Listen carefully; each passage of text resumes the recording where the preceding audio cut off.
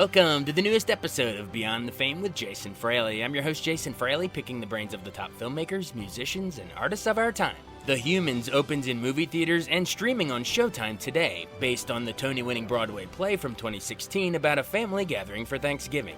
I spoke with actors Richard Thomas and Pamela Reed when they brought the play to the Kennedy Center in 2018, as well as hearing their TV memories of The Waltons and Parks and Rec. Richard Thomas. And Pamela Reed, who star in The Humans. Might have heard of it. The Kennedy Center. Welcome to WTOP, guys, and thanks for coming in. Thank you. thank Good you to for be having here. us. The reason it sounds familiar to a lot of our listeners, if you tuned in to the Tonys and were watching Hamilton win Best Musical that year, I believe The Humans won Best Play that same year, correct? That's right. It was a big winner, and it's for good reason. It's a wonderful, wonderful play. Let's just give them a quick plot summary here. Premise of the show. Well, it's about a family coming together over the Thanksgiving holiday and all of the ramifications of that great meeting. You know, today people don't live in the same city and grow up in the same city or even, anywhere near each other now. So when they come together, oftentimes they fly in and there's always a new member, a new partner, a new something. And the dynamics that come from that. A lot of comedy in this play. It's a wonderful comedy, but full of. There's a reason it's called The Humans. It's so much about what it is to be a human alone in the world with joys and sorrows that attend that, and to be humans together. It's so much about how people, it's family. It's about the most extraordinary piece of writing about a subject that you might have seen before. Oh, we've seen Thanksgivings, people coming together for Right. Thanksgiving We've seen dinners, Hannah and her sisters. families coming together on Yeah. the holidays. But Stephen Karam, the playwright, has written this exquisitely beautiful piece of writing for 6 actors. It's like chamber music, and it really, I think, sometimes when we're on, it must be a bit like looking through the window at a family at a Thanksgiving dinner, and just watching them be together. It's very beautiful. Well, and also when the audience, there's so much laughter in this play, which is such a joy to do a comedy, but I think a lot of the laughter comes from the audience recognizing themselves, and Exactly. so they laugh at this human condition that we aren't just observing, but that we actually live Right. a day-to-day basis. I know the Thanksgiving this year, my husband kept looking at me. We were loading the dishwasher, and he said, "This is just like the play. It's just like the play. I can't get away from your play, So here, What's stay the tuned for the difference?" dishwasher scene, everybody. Describe. We've gone into sort of that it's set at the Thanksgiving, table, but tell me about the family members. Who are the family members that come and gather? the Blake clan. family. Well, Blake, the mother, father, 2 daughters, the new partner of one of the daughters, and the mother of the father, Right. who is suffering from dementia. And that is exquisitely portrayed by Lauren Klein. Yes, yeah. It's there's a great spiritual teacher, Jack Kornfield, who likes to say, just remember that everyone you meet is going through a great struggle. No matter how you may feel about it when you meet them, everyone is going through a great struggle. And the beauty of this play is that each one of these characters is going through a very particular set of challenges in their lives. So you get to see each individual's passage, but also how they all support one another and ultimately care for each other and help to get each other through. It's really beautiful that way. And the father's got his stuff that he's struggling with. Mom has her stuff. But they don't talk about it. We Yes, don't talk exactly. about It's it. not a what you would call a typically theme-driven play. It's not. It never says, "Look at this. This is what we're talking. This is Right. what this play's about. This is the important part of this play." It's not that kind of thing. It's a very different and beautiful kind of writing. We don't give ourselves permission to talk about what we're going through, Right. and that's true in life. Oftentimes, we Yeah, don't. you don't really There's- sit and talk no, about it out we don't loud. do yeah. that. It's, no. You have to get up and get on, and this family is like that, But the audience It's a play for the audience to discern what's happening underneath. Right. And it's not named. It's not like Eugene O'Neill, where you're going to have these big speeches and everybody talks about their Sturm und Drang. This is not what happens here. And that's why there's so much comedy.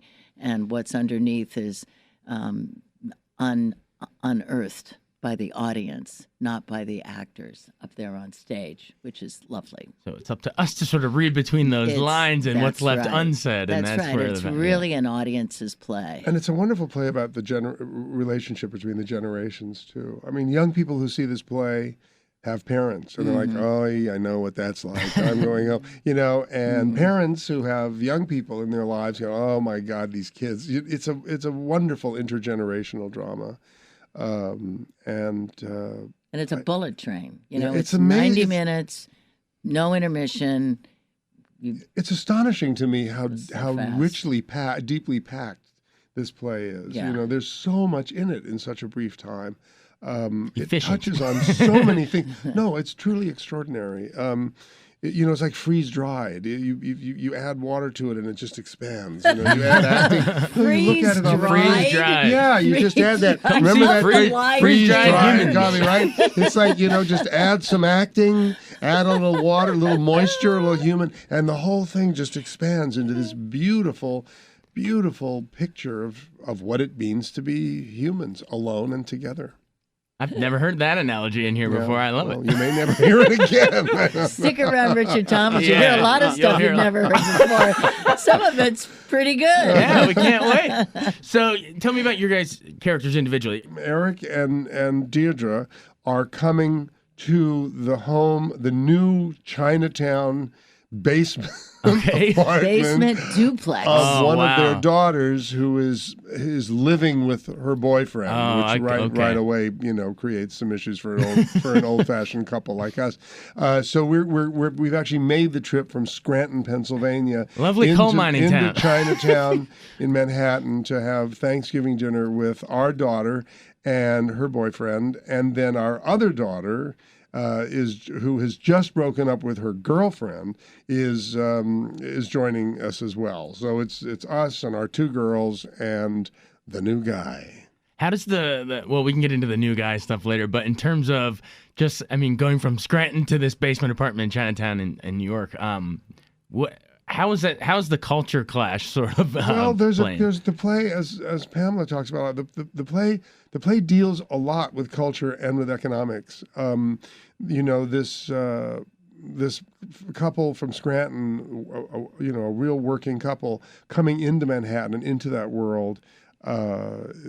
Culturally and economically, they become self-conscious about it. I think it's the play looks with a great deal of compassion and I think a great deal of understanding at people on both sides of that the cultural divide. I think that we're looking at, we like to think of our Calvinist society that, that we're on a trajectory. You start out young and you've got some tough times, but if you work hard, there is a chance you'll make it and have a life and be able to support yourself and move forward and raise children and take care of them, and they'll move forward. And then you get older and you retire and this and that, whatever. But we're seeing that today that's not the case. Just getting started. We have more people living at home in their 20s than we did in post-World War II today. We have people who are retiring and working in their 70s, 75. I was in Nordstrom's getting some shoes the other day, and this woman was waiting on me, was 84 years old. She worked at Nordstrom's for 46 years. She rocked the clock, man. She was really cool. But she's still working and she wants to work, and that's a little bit different. But there's so many people who have to work into their 70s because they can't make ends meet today. And so the play also looks at what we used to be told and what the realities are now today. It's not that linear trajectory that you're talking about. There's a lot of fits and starts and back. Yeah. Exactly so. And you see how the young people are struggling as well. Right. And they're going to have a whole different set of experiences. The play is a lot about work and about the purpose, how we look for and define the purpose of our lives. And it's funny because once you start talking about these issues within the play, it all starts to sound very serious and rather, sobering. But in fact, it's the most buoyant sort of experience. It's a beautifully balanced between It's raucous between at light times. and It's dark. raucous, and it moves through all of its delineations with a lot of grace. It's just a joy to do, and of course, it's especially joyful to start out here at the Kennedy Center in Washington D.C., the great home of. I such an honor to be in this building. My parents went to Kennedy's inaugural ball, and I wow. remember when I was a little girl, and I remember the dress my mom wore, and it was so wonderful. And then with all the sadness that happened years later, but now to be able to be in this building that was the vision of Jacqueline Kennedy and this beautiful memorial. And I just learned that, in fact, the property, right, was purchased originally by Eisenhower, and I never knew that. And we are in the Eisenhower Theater, and we are so praying for people to work across the aisle and look at that beauty across the aisle between the Kennedys and the Eisenhowers and what has transpired all these years later. I understand it's 50 years. In 2021, it'll be 50 years old. God, it's such a privilege to be here. It's a great, great place to work. And so you're kicking it off here? You said this is where you're going to start it? And then Yeah, you're we taking it start. nationwide? This is very unusual for a play to tour the United States. I'm a novice at touring after all these years of acting. Richard is an old hand at this, but we will be going to 11 cities.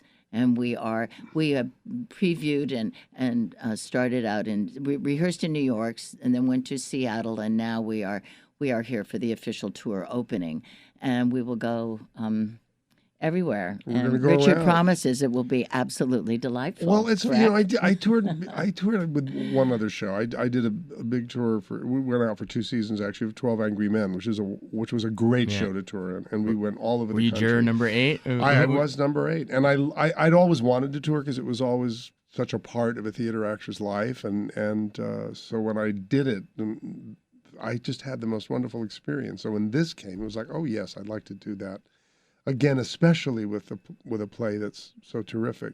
And it's fun to bring a show to different cities because each city has its own particular flavor, and the audience will find different parts of the play that are particularly relevant to their lives.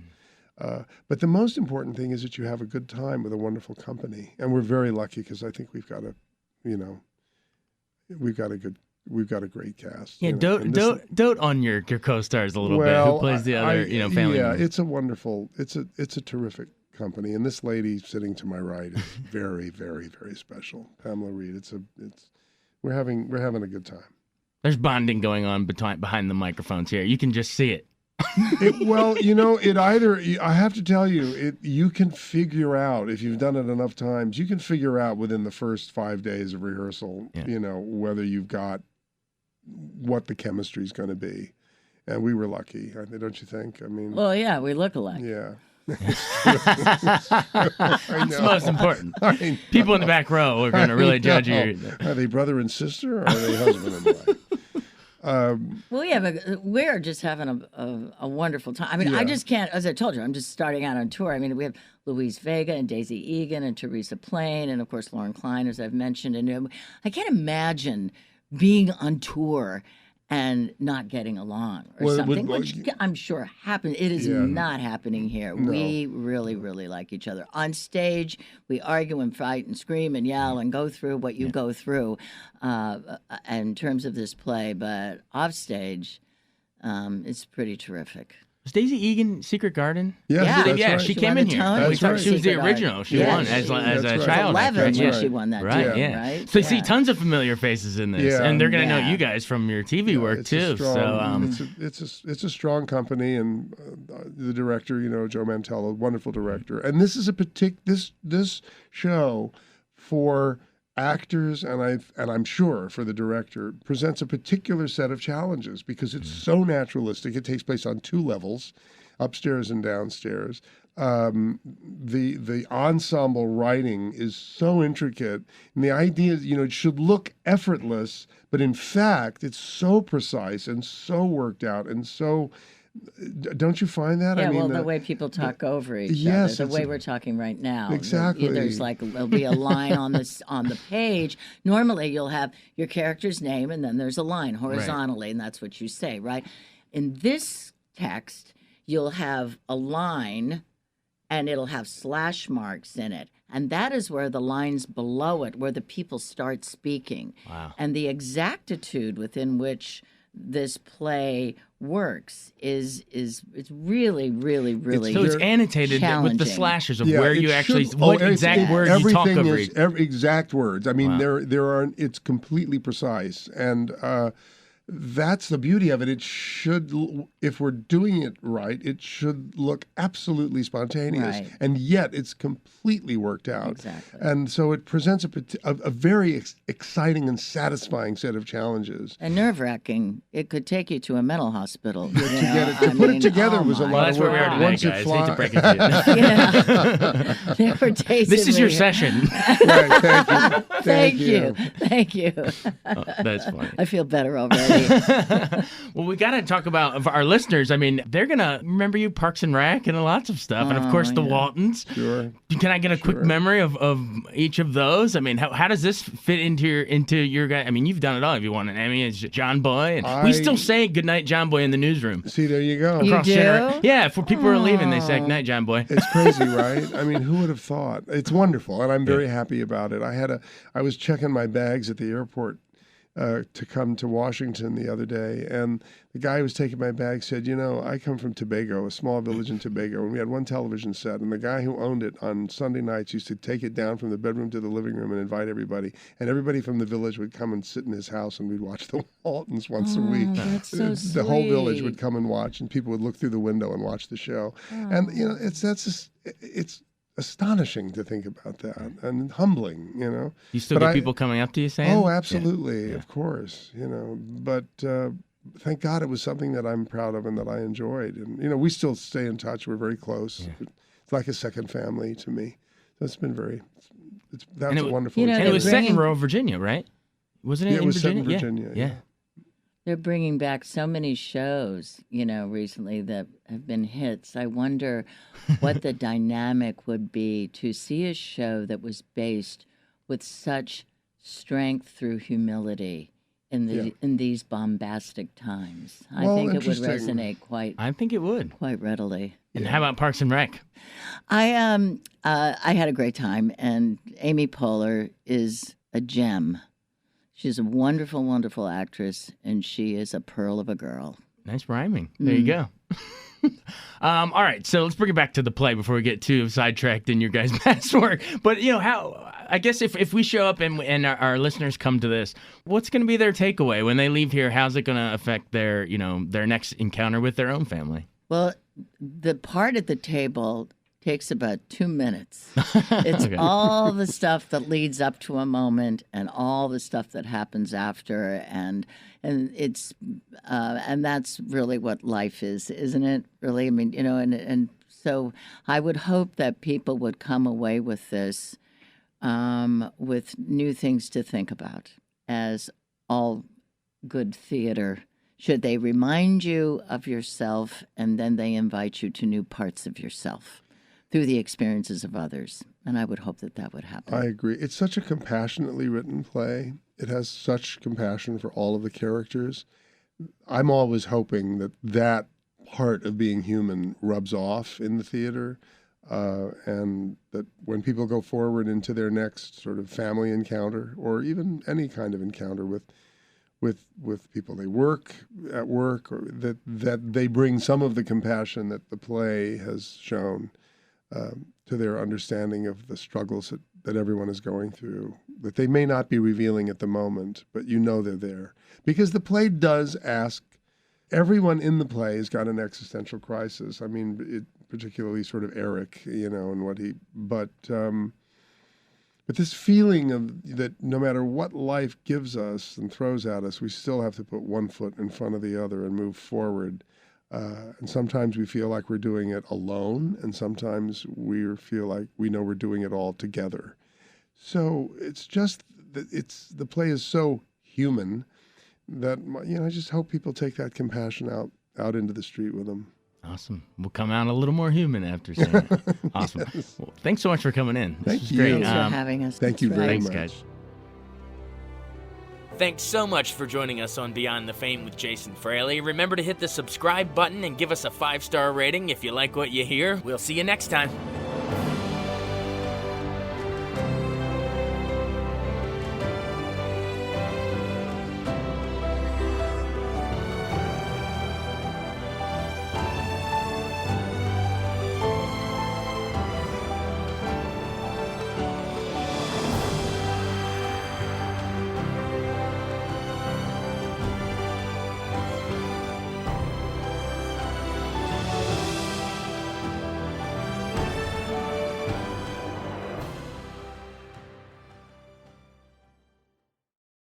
I wanted to take a second to tell you about an app I really enjoy. Living in the DC area is great, and Podcast DC gathers all of the local shows that I like all in one local app. Health, sports, local news, politics, and so much more. Podcast DC is the new local app with hundreds of DC area podcasts to choose from. I can earn exciting rewards just for listening and share the podcasts I love instantly. Available in the App Store or in Google Play, listen local with Podcast DC.